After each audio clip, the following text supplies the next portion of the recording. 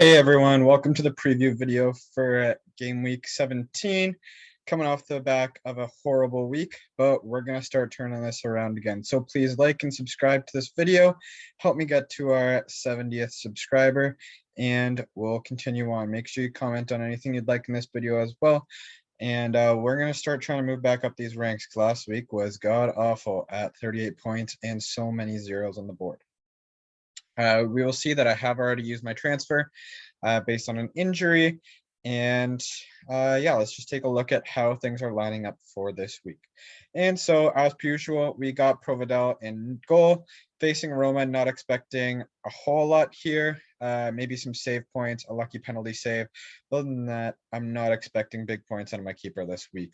1 or 2 points maybe is what I'm looking at. Going in, I'm expecting Karsdorp to start against Spezia. That I do think that I could see the Roma clean sheet their other way.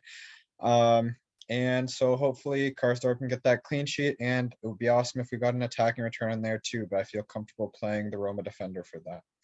Got Mario Rui against Empoli. Once again, could definitely see that ending as a clean sheet, a favorable matchup for Napoli. And Mario Rui, another defender that has got some attacking returns this or so far this season. And Bonucci better start. Like, I know he just played in the Champions League against Malmo, kind of a low-key game. I don't see why he can't start against Venezia. He got sat for 2 weeks in a row. And yeah, he just played a Champions League game. They are facing a weaker side in Venezia, but you can't afford to be dropping any more points. We're not even talking about to stay in the title race. We're talking about staying in a Champions League race right now. So it's a must win. It's a game that should be a clean sheet. And I really hope Bonucci starts. If not, I might at least have someone to sub in this week. But he should be starting this game.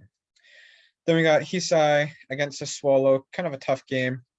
Potential for clean sheet, but this isn't the week that I was looking at to bring him in. Like, this isn't one of the marquee games, but I think it's worth having him in the lineup still. I am flirting with either that or bringing in Barella in instead of him. So I'm still kind of toying with that idea. I think I'm going to have Hisai play them.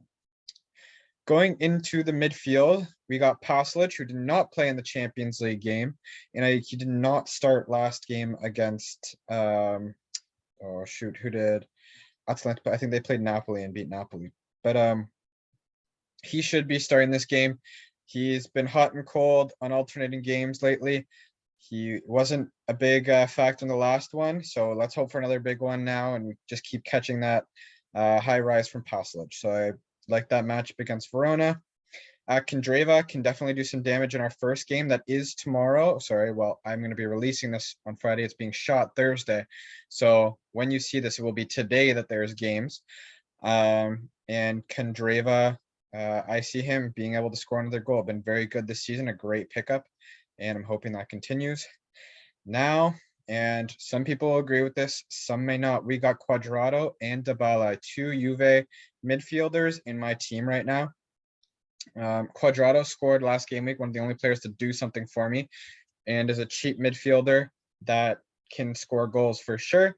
And we got Dybala, who, the reason why I'm okay with having 2 Juve midfielders is because Dybala generally plays up high as a striker anyway.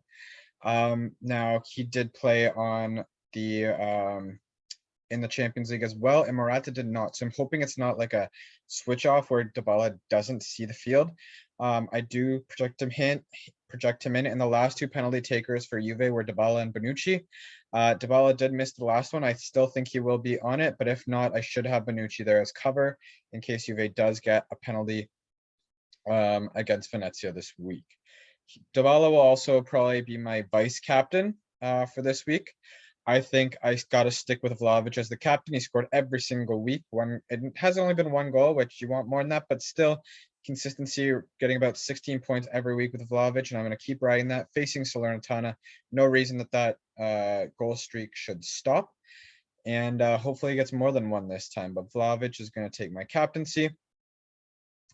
And then we got Lautaro Martinez in. And actually, one thing I didn't check is if he played in the Champions League game. I'm assuming he did. While I'm talking, I'm just going to double check that. We have Sorry, 1 second. So yeah, Lautaro Martinez did play. He got subbed off in the 66th minute. Okay, so he's definitely fresh to go for this game. He missed the last game before that. I don't think it should have been his turn for the rotation, but it was. So he's only had those 66 minutes in the last 2 games that Inter has had. So I feel like he should be able to start with Dzeko or Correa, but we'll see. That's been a little bit of a frustrating situation, but I don't want to miss him against Cagliari. I think there's definitely points there that can be had.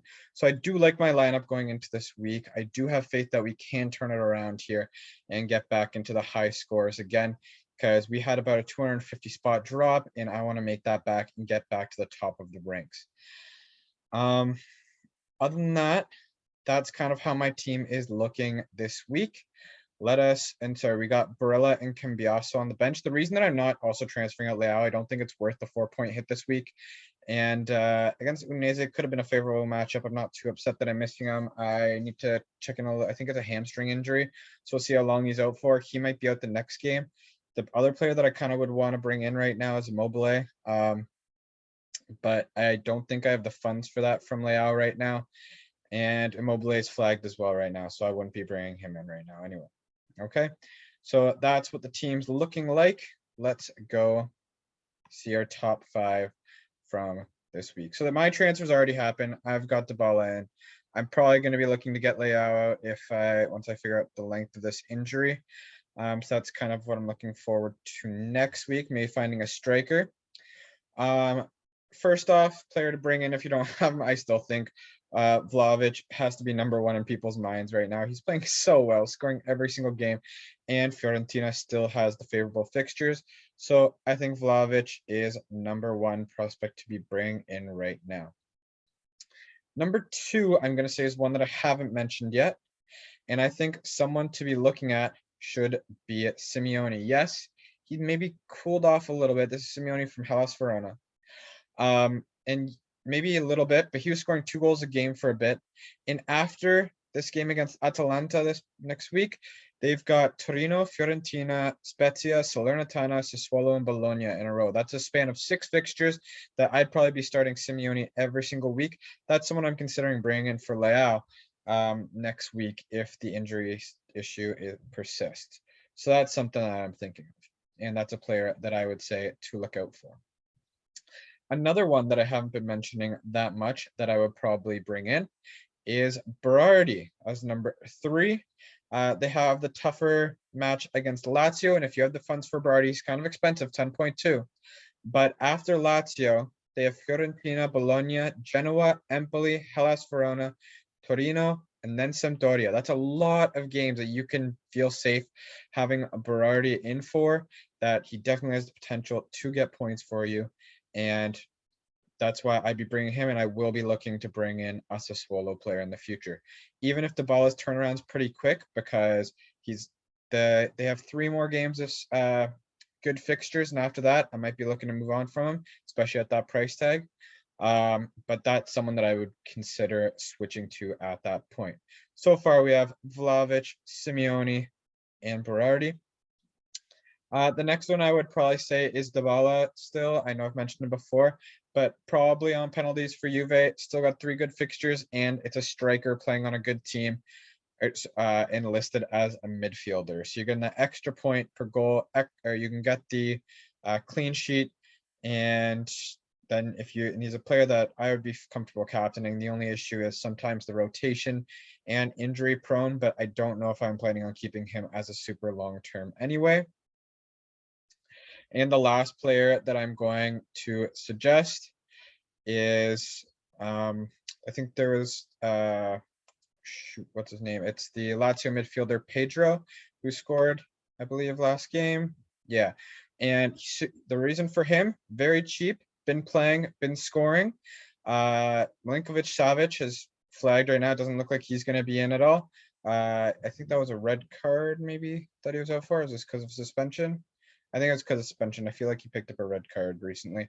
But so I wouldn't pick him, but Pedro's been doing very good. Lazio's fixture run is about to start, which is very big against Sassuolo, Genoa, Venezia, Empoli, You have Inter, and then you got Salernitana as well. So a good run of fixtures to have in Pedro as well. And he is very affordable for a midfielder that's been doing well. He's on 77 points.